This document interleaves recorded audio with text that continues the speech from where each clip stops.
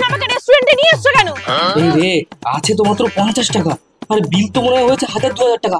এবার কি করব? মালিক, আইডিয়া! ওইদিকে দেখো মুরগি। দাঁড়াও, বিলটা আমি দিয়ে আসছি। দাদা একটা ম্যাগি। দাদা একটা চা।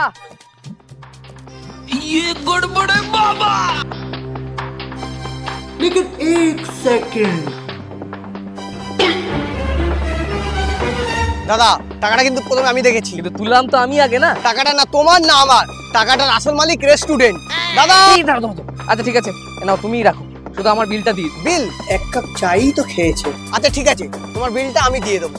দাদা ওনার বিলটা আমি দিয়ে দেবো। দাদা আপনার বিলটা টোটাল 2030 টাকা। আপনার 30 টাকা আর ওনার 2000 টাকা।